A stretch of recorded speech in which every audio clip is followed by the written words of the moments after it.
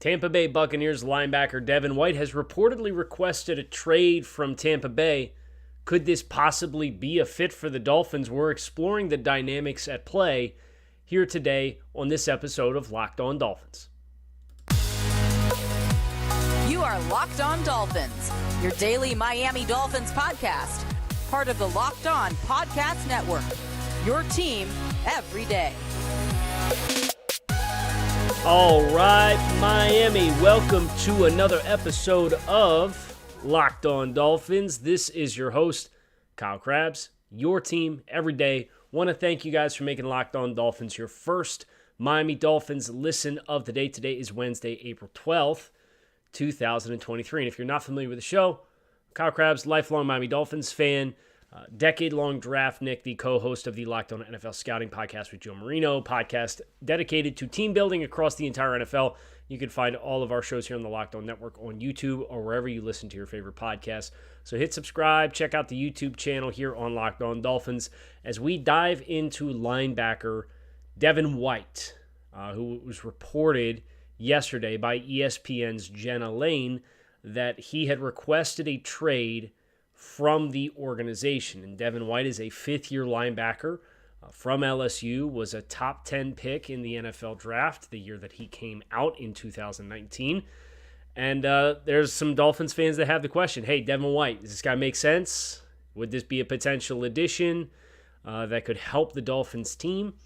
So my objective today is to go through Devin White through a couple of different lenses. Who he is as a player, his scheme fit within the Dolphins and the Vic Fangio defense for how we expect them to play defense ideology-wise, and then getting into cost, financial implications, other players on the roster, so on and so forth. And that's the path before making a final decision. So I think the first thing that I need to do is present who I thought Devin White was as a player coming out of LSU. And this was a player who started for 2 seasons. He was a 2-time captain for the LSU Tigers.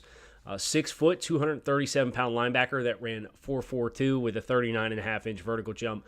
Very, very explosive player. I had my college report up from him and just want to read an excerpt as far as the total summary and then a couple of the more relevant individual traits for who he was at LSU, because I think the player he's been at Tampa Bay has largely been, for better or for worse, the same player that he was at LSU. He has not evolved his game, and it's just been how effective he has been at his individual role within Tampa Bay's defense for head coach / former defensive coordinator Todd Bowles the last couple of seasons. So Devin White has the ceiling of a star in the NFL. White's explosive range hitting power and explosiveness complement a sturdy frame and some awesome reps of reads at the line of scrimmage. The contact balance issues with Devin White to play through contact at the line of scrimmage may scare some teams, but provided he's able to square up his challenges with more consistency, anything less than Pro Bowls is hard to project in his future. White plays through contact and trash well downhill and should be a viable starter for any system. I had a first-round grade on him as a player. The areas in which he shined was flying downhill, attacking blocks, plugging gaps, and blowing up running backs in the backfield, as evidenced by the fact that he had 28.5 tackles for loss as 2 seasons as a starter for the LSU Tigers. Imposing presence, competitive toughness was what I evaluated.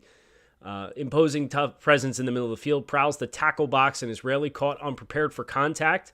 His range is spectacular, and his effort to the rally to the football has popped on a number of occasions. Now, that is an element of his game that has waned off. I don't know if you remember, but Warren Sapp, former Tampa Bay Buccaneers defensive tackle, got on social media at the beginning of the season last season and blasted Devin White for his effort. And there have been times in which Devin White has looked as though he's been a disinterested football player in Tampa Bay, but when he was at his peak, his rookie season and his second season, he has been a high-range football player. Tackling needs to come to balance prior to challenging the ball carrier with more consistency. Can overrun his target and allow cutbacks into the field. Terrific when he gets a wrap on you or a set of pads. Runs his feet, is violent through his finishes. Has come high, contacted the face gear on a few occasions. So some discipline as a tackler in the open field. Football intelligence, this has been a work in progress for Devin White. Discipline and confidence in reads grew during his junior season, much more confident to step with anticipation, although true read and react skills is not a strength. Lapses or delay in reactions is still present, but much less frequent than early career tape. So, dynamic athlete, explosive hitter, big-time plays, and you reference what Devin White has been able to accomplish since he's come into the league. He's had 100-plus tackles, and tackles are not a great indicator for success at the NFL level. But he's had 100-plus tackles in 3 consecutive seasons. He was second-team AP All-Pro in 2020, and he made the Pro Bowl in 2021. He has 20.5 sacks in 4 seasons, including 9 during his second year. He scored 2 defensive touchdowns his rookie season when he started 13 games for the Bucs. I think what the trend for Devin White has been a troublesome trend for the sense that after his first 2 seasons, he's now regressed in 2 consecutive seasons. Even though he made the Pro Bowl in 2021, his standard of play has not matched what he put on tape in 2019 as a rookie and in 2021. This in spite of the fact that he's played more snaps defensively every year he's been in the league until this year when he played 1,075 snaps versus 1,080 snaps in 2021. When I think about Devin White and his potential scheme fit for the Dolphins, where I appreciate what he brings is the physicality component, and he has a third down skill set for rushing the passer. Obviously 20.5 sacks in his career. He's had 30-plus pressures in each of the last 3 seasons. But the challenge with that is Vic Fangio's defensive ideology has historically been to be selective with your blitzes. Devin White's rushed the passer 109, 164, and 144 times in the last 3 years, according to the charting of responsibilities by Pro Football Focus the last 3 years. And I won't reference the grades for Pro Football Focus because I struggle to reconcile the grades versus my understanding of the player. But their actual charting of snaps and roles can be quite valuable. And Devin White has been a persistent pass rusher the last 3 seasons, often as a blitzer. That's not really where the Dolphins are going. The Dolphins are living in light box count, so linebackers who can stop the run are pretty valuable. But what's ironic is I do think from a scheme fit perspective, Devin White's probably a better fit for the Patriots-style defense the Dolphins have ran under Brian Flores and Josh Boyer than he is a linebacker to live in a world where he's playing for Vic Fangio, because there's a definitive role, the Elandon Roberts role the last 3 years. And Devin White, I think, is an upgrade over Elandon Roberts. He's a better pass rusher. He's more explosive than Elandon Roberts. He's a better athlete than Elandon Roberts. He's longer than Elandon Roberts. So all of those things add up. And if you were trying to live in the same world where, hey, we need a thump and a thud guy to come downhill and blow up a gap and let the other linebacker scrape behind it and fill, that would be a really good fit. But with this iteration of the Dolphins defense, what gives me pause is the fact that linebackers in this system have to be able to deconstruct blocks, play a gap and a half, deal with linebackers in their lap. And Devin White has historically been at his best when he is shooting through gaps and playing through lateral contact when I'm playing through a gap and an offensive lineman tries to peel off late and block me, to be able to rip through that contact or lean through that contact and then come to balance in the backfield and make a play. And his third down skill set is much more rooted in rushing the passer than it is in coverage. Case in point, the fact that he has had 198 receptions conceded over the last 3 seasons. He's conceded a passer rating of no less than 103.3 and as high as 120.5 in the last 3 seasons in coverage. And that's with being targeted 240 times. So 198 receptions on 240 targets with a passer rating anywhere from 103 to 120 across full season sample sizes, and conceding 10 receptions, touchdown receptions, across those 3 seasons.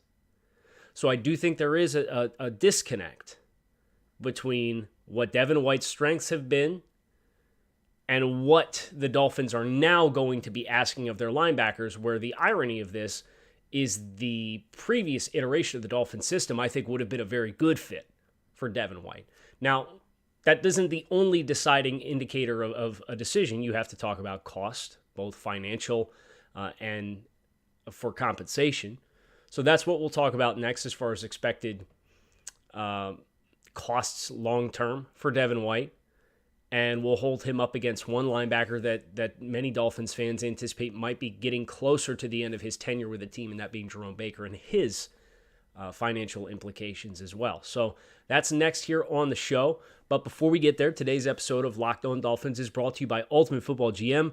I have raved about this game before because it puts you in the GM chair and it makes you responsible for every critical component of creating a dynasty. Whether that is managing the budget, negotiating player salaries, hiring the right coaches and coordinators, dealing with injuries, the draft, free agency, trades, you name it, you are responsible for it all on your quest to create a dynasty in a realistic game world that you can play anywhere, anytime you want, because the game is available offline, so you can play on the go and when you want to. Locked On Dolphins listeners can get a 100% free boost to their franchise when using the promo code LOCKEDON in all caps in the game store. That is Locked On in all caps in the game store, so make sure to check it out today. Download the game, visit ultimate-gm.com or look it up in the app stores, ultimate-gm.com. Start your dynasty today. So Devin White, highly impactful pass rush player, playing this year on his 5th-year option. It's $11.7 million in fully guaranteed salary for any team that trades for and acquires Devin White. Now, I think there's a pathway in which Miami would be in a position to take this risk, but it's not now. And it's not between now and the draft. And it's not in May or June.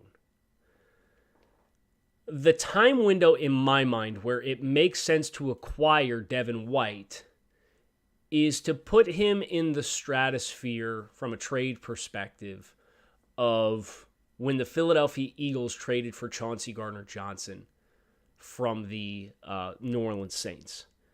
Because Chauncey Gardner-Johnson was traded in August 30th, 2022.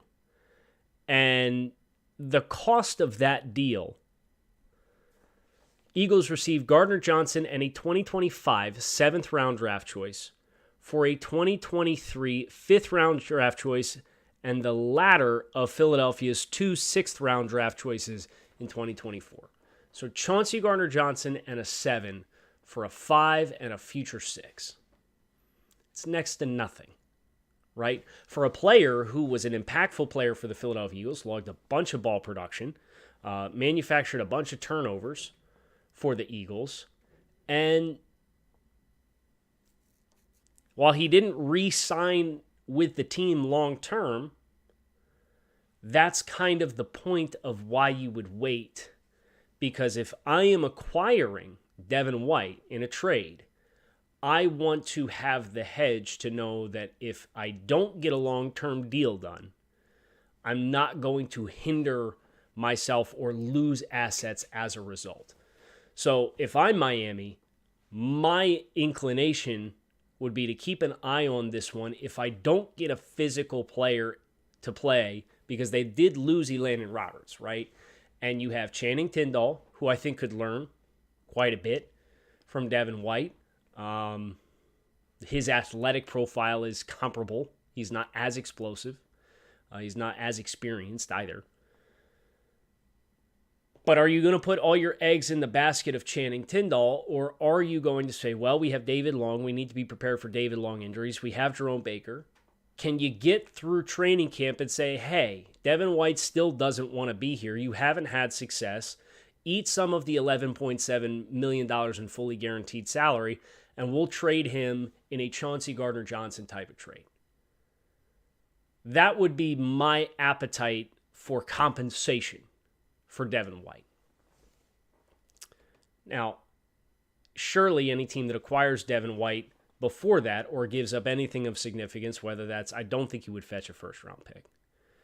You think about Roquan Smith. Roquan Smith, ironically, would be the kind of player that you would like for this Dolphin system now, but I didn't like for the Dolphin system when he was available for trade. Went for a 1 or went for a early 2. So let me make sure I get that right. I would hate to kick myself to be corrected. Yeah, a 2 and a 5. Bears got a 2 and a 5 for Roquan Smith. So the approximate value of that is a late 1.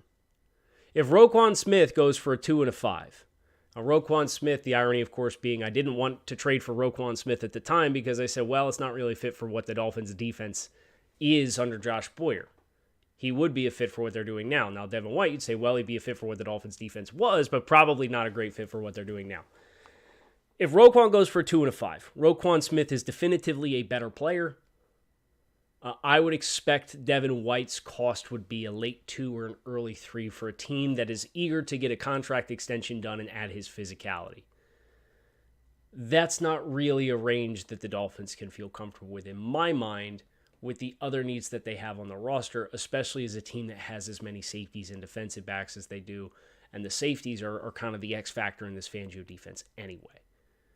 So as I'm reading the tea leaves here, I don't love the potential trade package cost, but I don't think that the Bucs will have the leverage of saying this is one of the best linebackers in football because he hasn't been particularly good for 2 seasons now. The pass coverage stuff is a really big thorn, and if you have him on the field on 3rd downs, you're either going to play him shallow spy or he's going to rush the passer. Anything else that you do, and that goes all the way back to when he was at LSU too. When you consider the hip stiffness that he had to flip and turn and carry guys vertically up the field and running coverage and main coverage, it's never been a strength. But as Tampa's defense has, I don't want to say deteriorated, but has evolved, and the players in front of Devin White have gotten worse, it has exposed more of the challenges of him negotiating through that contact on his own, and then it has really expanded and compounded the coverage issues as well. So I think this is a player who has a very clear and definitive role as a thudder type player, gap filler, gap shooter, but in playing in 6-man boxes for the Dolphins, they're not going to have the appetite, in my mind, to trade a 2 or a 3 for this kind of player. I'm not sure that you can totally dismiss it because, again, if the Dolphins strike out and the price becomes the Chauncey Gardner-Johnson range, then it's probably too good to pass up if you can get them to eat the money. As far as whether or not I would actually do it in any capacity, that's what we're going to finish with here today on this episode of Locked On Dolphins. So make sure you keep it locked in as we bring this Roquan. So make sure you keep it locked in as we bring this Devin White conversation to a close. One real quick thought for you guys. The fact that we're talking Devin White, you can thank one of the members of the subtext community for reaching out to me and asking, hey, is this a worthwhile discussion point for us to explore on the show? If you're not familiar with the subtext, fucking pissing me off, man.